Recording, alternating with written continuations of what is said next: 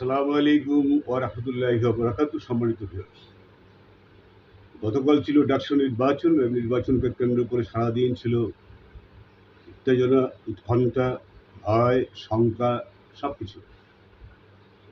সেই ডাকসু নির্বাচন প্রায় যদিও ৪টা পর্যন্ত ভোটাধিকার প্রয়োগ করতে পেরেছে ছাত্রছাত্রীরা, কিন্তু এর মধ্যে আমরা নানা অভিযোগ জাতীয়তাবাদী ছাত্রদলের পক্ষ থেকে, পাল্টাপাল্টি জামায়াতে ইসলামের পক্ষ থেকে একে অপরের বিরুদ্ধে নানা অভিযোগ শুনে আসছিলাম। তো যে নির্বাচনের ফলাফল ঘোষণা করার কথা ছিল 10টা বা 11টার মধ্যে, সেই নির্বাচনের ফলাফলের ঘোষণা গভীর রাতে অনুষ্ঠিত হলো এবং সেটি আপনারা ইতিমধ্যে জানতে পেরেছেন যে জামায়াতে ইসলামের ছাত্র সংগঠন ইসলামী ছাত্র শিবিরের প্রার্থীরা তাদের পুরো প্যানেলই জয়লাভ করেছে এবং অনেকটা বলতে গেলে ব্যাপক ব্যবধান। সরি। তো আমরা যেহেতু ছাত্রলীগ নিষিদ্ধ, সেহেতু জামায়াতে ইসলাম এবং ছাত্রদলের মধ্যে, ছাত্র শিবিরের মধ্যে যে নির্বাচনটি, সেই নির্বাচনটিকে নিয়ে আসছিল নানা প্রশ্নের মধ্যেও নির্বাচন অনুষ্ঠিত হয়েছে এবং এই নির্বাচনের ফলাফল তাদের পক্ষে এসছে এবং সেটি নিয়ে হয়তো অনেক বাকবিতণ্ডা, অনেক কিছুই হয়তো নানান গবেষণা রিসার্চ চলছে এবং কেউ কেউ বলছে যে নির্বাচনের প্রভাব জাতীয় নির্বাচনে পড়তে যাচ্ছে। তো বাস্তবতা হচ্ছে যে জাতীয়তাবাদী ছাত্রদল দীর্ঘ 15 বছর ডাকসুর ক্যাম্পাসে বাংলাদেশ ছাত্রলীগ কর্তৃক প্রভাবিত ছিল, এটি মিথ্যে নয়।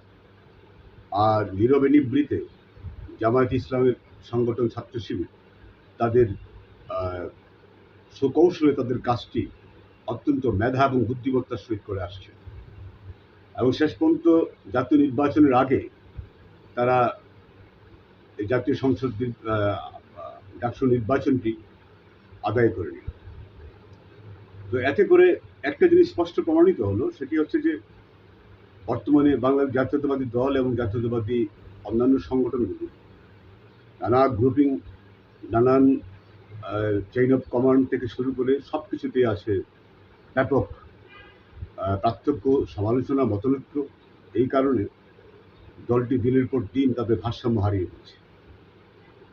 তো ইতিহাসের এক মহাসন্ধিক্ষণে এসে আজকে ডাকসু নির্বাচনে বাংলাদেশ জামায়াতে ইসলাম এবং তার ছাত্র শিবির সংগঠনটি ডাকসুর অত্যন্ত গুরুত্বপূর্ণ পদে তারা আসতে যাচ্ছে। এটি বাংলাদেশের ইতিহাসের জন্য অত্যন্ত গুরুত্বপূর্ণ একটি অধ্যায়।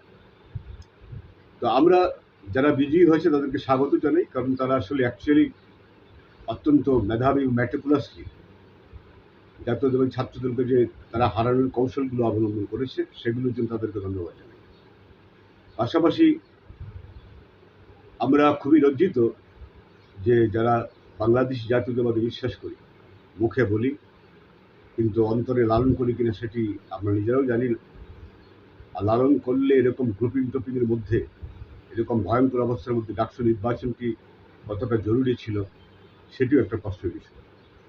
তো সর্বশেষ জাতীয়তাবাদী ছাত্রদল হেরে গেছে, এটি সবচেয়ে বড় কথা। আমার মনে হয় যে এই ভোট হারার জন্য তাদের নিজেদের অহমিকাবোধ, নিজেদের ব্যর্থতা, নিজেদের না পারার যে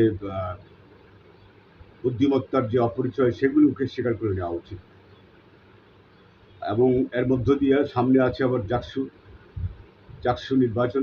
আমার মনে হয় যে কোনো নির্বাচনেই জামায়াতে ইসলামের এই সংগঠনটিকে হারাতে পারবে বলে ছাত্রদল আমার আর মনে হচ্ছে।